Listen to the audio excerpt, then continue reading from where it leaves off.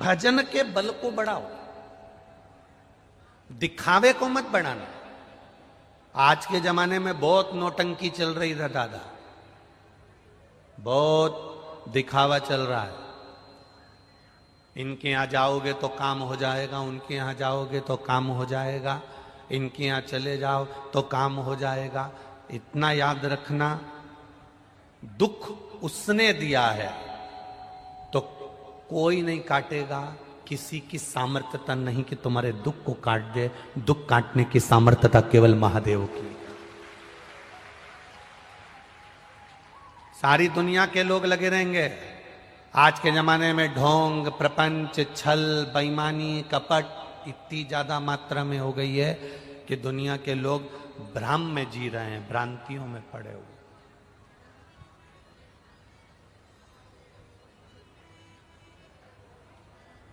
अपने कर्म पर विश्वास करना। को कष्ट दिया इसलिए शिवपुराण तक पहुंचे। कर्म पर विश्वास करना। दुकान पर बैठोगे, काम करोगे, मेहनत करोगे, फल जरूर मिलेगा। बैठकर भजन करोगे, भगवान जरूर मिलेगा। फैक्ट्री में नौकरी कर रहे हो, कर्म करोगे, तनख्वाह जरूर मिलेगी, जरूर। कर्म करोगे, फल मिलेगा। कई लोग ऐसे भी हैं जो कर्म करना ही नहीं चाहते।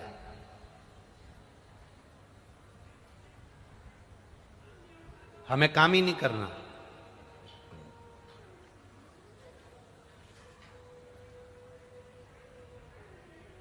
कई लोग कहते हैं सीहोर वाले महाराज जी ने कह दिया एक बेलपत्री पर शहद लगाओ और शिव जी को चिपकाकर परीक्षा देने चले जाओ।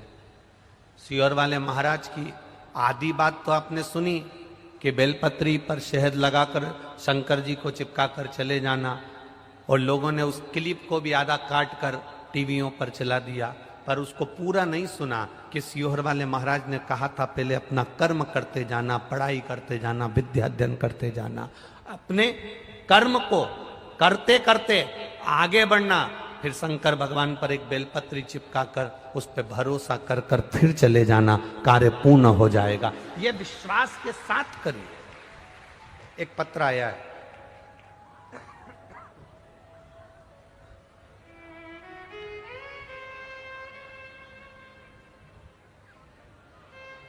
मेरा नाम कर कर एक लोटा जल चढ़ाकर शिव की आराधना कर कर आप स्वयं अपना कर्म कर कर, मेहनत कर कर आप अपने भाग्य को लिख सकते हो और आगे बढ़ सकते हो। किसी की सामर्थ्यता नहीं।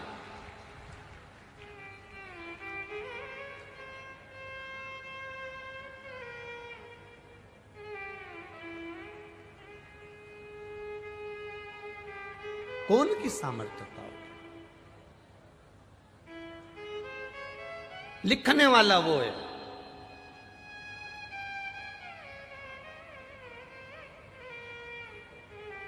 श्री मार्कंडे बाबा की उम्र कितनी सीधी।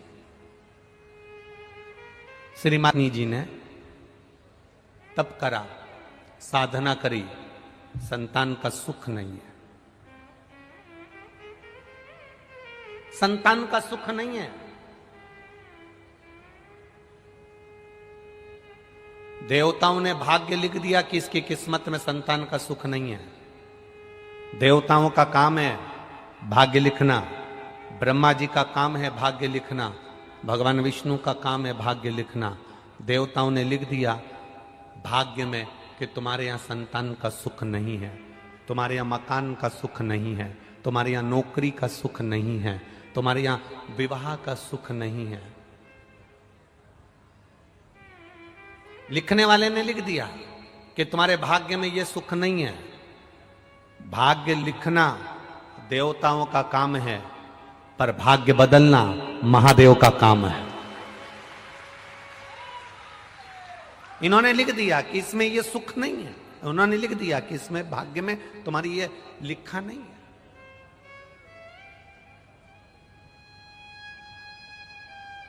दुनिया में किसी की सामर्थ्यता नहीं कि तुम्हारा भाग्य लिख दे, तुम्हारा भाग्य बता दे। सामर्थ्यता केवल एक देवादिदेव महादेव की है। इंसान को खुद को नहीं मालूम कि उसके साथ में अगला एक कदम बाद क्या होने वाला है। इंसान को खुद नहीं मालूम कि 2 कदम चलने के बाद क्या होने वाला है। इंसान को खुद नहीं मालूम कि थोड़ी देर बाद उसके साथ क्या होगा। भगवान ने यह गुण किसी को नहीं दिया कि कोई किसी का भाग्य बता दे या किसी का भाग्य लिख दे।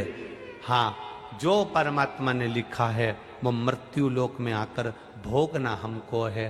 पर जितना हम शंकर का भजन कर सकते हैं, जितना भगवान की कथा सुन सकते हैं, उससे हमें बल मिलता है, उससे बल। मार्कंडू जी की यहां संतान का सुख नहीं है।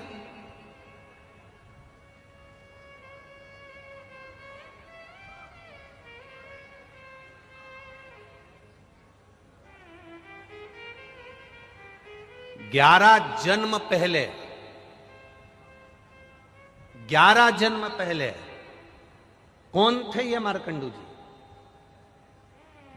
एक 11 जन्म पहले एक वैश्य, व्यापार करने वाले,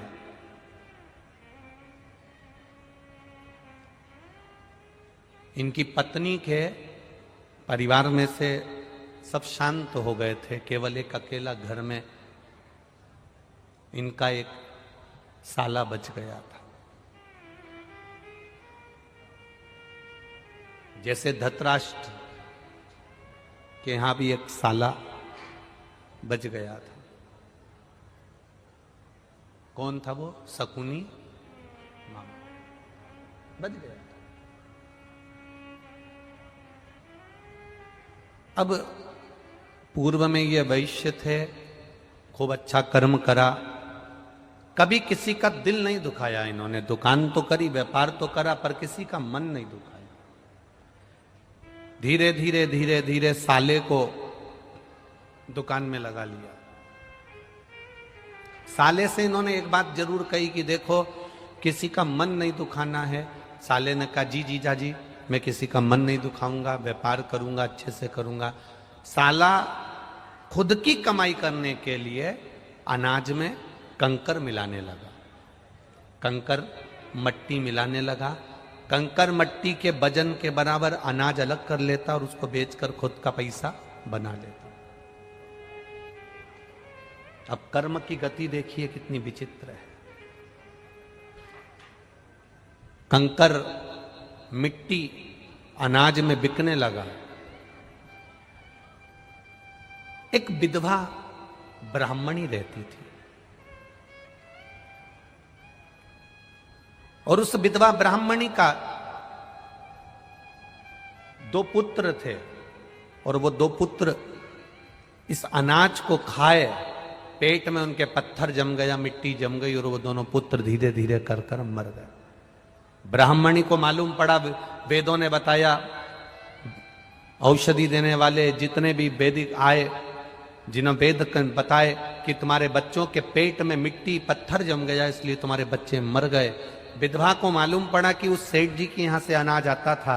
सेठ जी के यहां पहुंची और जाकर उस विधवा ने उस सेठ जी से कहा, सेठ जी आज मेरे बच्चे मेरे सामने अधोगति में मरे हैं, जब तुम्हारे बच्चे मरेंगे तब तुम्हें मालूम पड़ेगा। और एक जन्म में नहीं, कई जन्म में तुम्हारे बच्चों के साथ यही होगा। सेठ जी के घर में भी 2 लड़के थे, दोनों अधोगति में मर गए। सेठ जी के प्राण छूट गए। गलती करी केवल एक उस साले ने।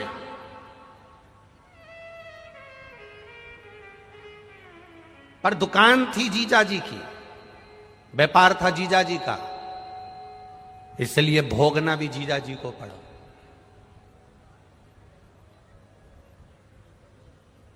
भोगना भी जीजा जी को पड़ा।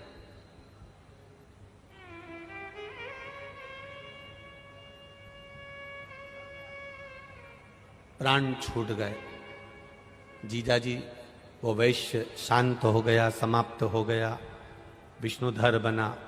फिर धीरे धीरे धीरे धीरे 1 जन्म, 2 जन्म, 3 जन्म, 4 जन्म निकलते निकलते निकलते निकलते कई जन्मों के बाद में फिर मार्कंडू जी बने। किसी ने कहा भगवान शिव की आराधना करो।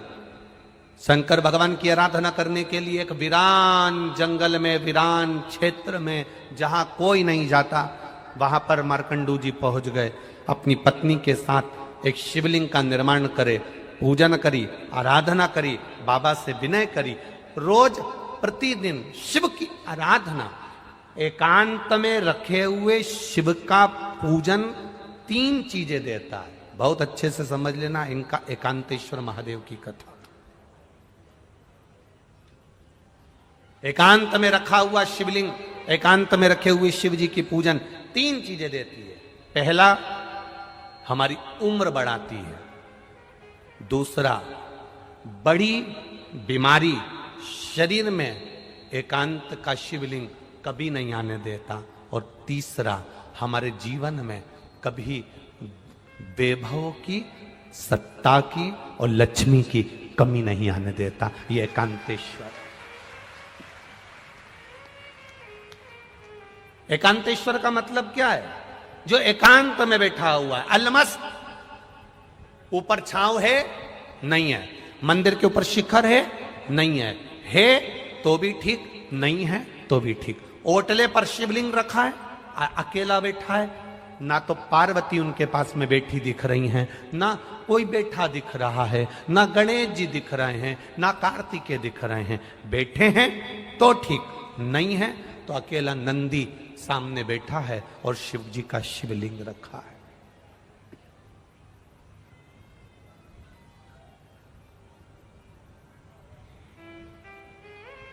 अकेले।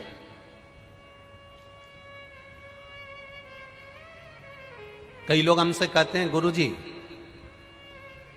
हमारे गांव में शंकर जी का मंदिर है और शंकर जी के मंदिर के अंदर पार्वती जी नहीं है, गणेश जी नहीं है, कार्तिकेय जी नहीं है, केवल नंदी है और शंकर जी हैं। तो क्या हम पार्वती जी, कार्तिकेय जी, गणेश जी को बिठा दें? हमने कहा कितने साल से नहीं? अरे गुरुजी, हमारे तो दादा परदादा के समय का है, कम से कम 100, 150, 200 साल का है। वो मंदिर ऐसा कैसा ही है, टूटा फूटा है, भंगार सा है। उसमें ना गणेश जी हैं, ना देवी जी पार्वती को, कार्तिकेय जी को बिठा दें। हम उनसे कहते हैं किसी को बिठाने की जरूरत नहीं है। हमने पहले भी कथा में कहा, आप लोगों को समझाया कि ये शिवलिंग है, ये जलाधारी है, ये चरण है। ये शिवलिंग शंकर जी का प्रतीक है, ये जलाधारी पार्वती जी का स्थान है, जहां से जल बहता है। वहां गणेश जी, कार्तिकेय जी हैं, बीच में मोटी सी लाइन अशोक सुंदरी है, ऊपर जो जल टपक रहा है वो शिव जी की 5 लड़कियां, जया, विषहरा, शामरी बारी, दौतली और देव हैं। शंकर भगवान का संपूर्ण परिवार इस शिवलिंग के अंदर है। अगर गणेश जी, कार्तिकेय जी, पार्वती जी कोई नहीं भी है तो चिंता करने की जरूरत नहीं है, क्योंकि महादेव वहां एकांत में बैठे हुए हैं। एकांतेश्वर। कोई कहता है शिवलिंग खंडित हो रहा है। शंकर भगवान का शिवलिंग कई कई जगह से खंडित होते चले जा रहा है, क्या हम उसको बदल दें? बिजली महादेव मनाली में एक शंकर भगवान का ऐसा मंदिर है जिस पर बिजली गिरती है, शंकर जी के टुकड़े टुकड़े हो जाते हैं, मक्खन से उसको जोड़ा जाता है, वो भी तो खंडित होता है।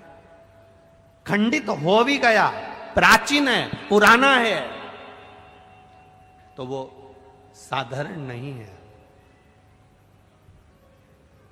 वो भी एकांतेश्वर।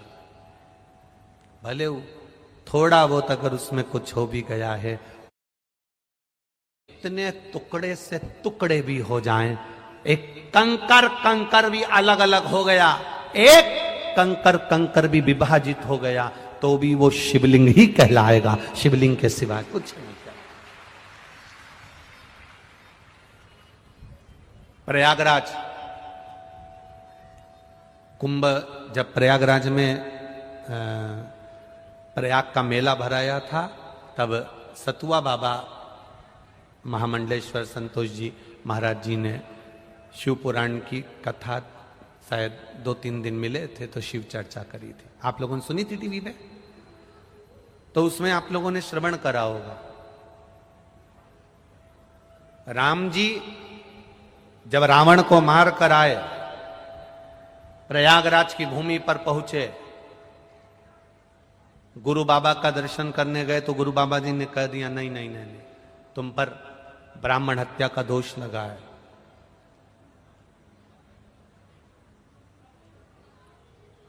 1 करोड़ शिवलिंग का निर्माण करोगे तब तुम ब्राह्मण की हत्या से मुक्त होगे।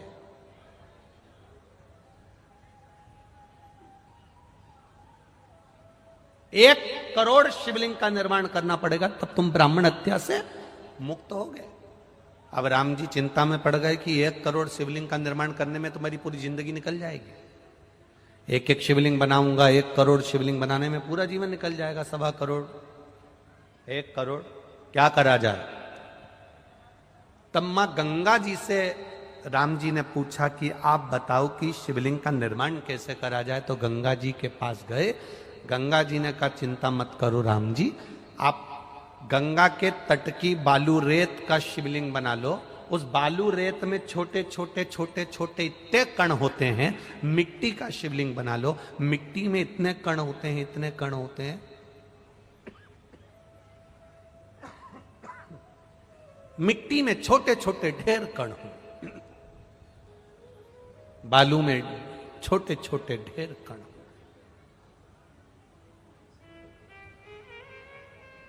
जब हम दुनिया के लोग हंसते हैं, सावन महीने की जब शिवरात्रि के दिन पूरे विश्व के लोग जब ऑनलाइन शंकर भगवान का शिवलिंग बनाते हैं, पूजन करते हैं, आप लोगों ने करी कि नहीं करी।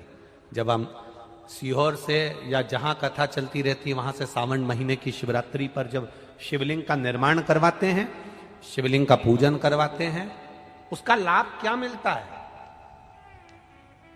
जिसने करी उसको मालूम है। मिट्टी का शिवलिंग बनाओ, बालू रेत का शिवलिंग बनाओ, जब हम पूजन करते हैं, एक शिवलिंग के पूजन का फल नहीं मिलता, करोड़ों शिवलिंग के पूजन का फल हमारे खाते में चला जाता। करोड़ों शिवलिंग।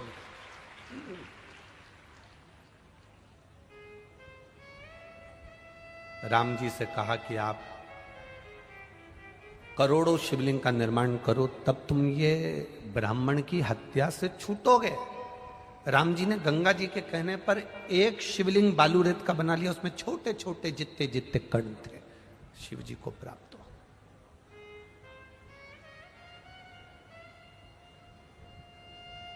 क्या मिलता है ये कथा में, पंडाल में बैठकर कथा सुनने से।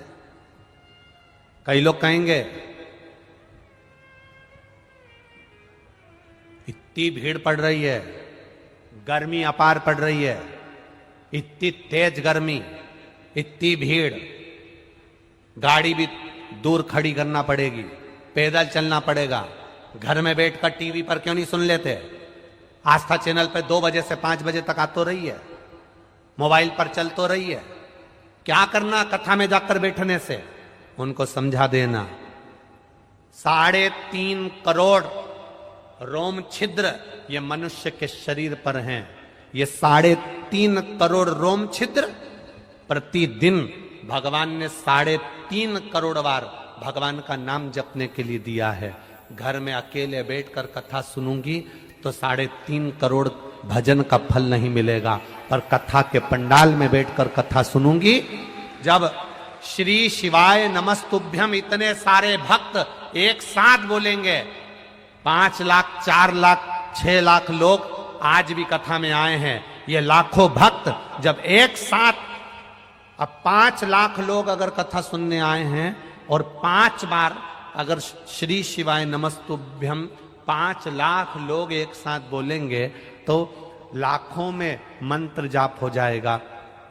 फिर वापिस महाराज जी बोलेंगे, फिर अपन बोलेंगे, ऐसे 2, 3, 4 बार अगर बोलने को श्री शिवाय नमस्तुभ्यम प्राप्त हो गया तो 1.25 करोड़, 4 करोड़, 3 करोड़ मंत्र जाप हमारे मुख से एक बार में निकल गया तो हमारा फल अपने आप प्राप्त हो गया।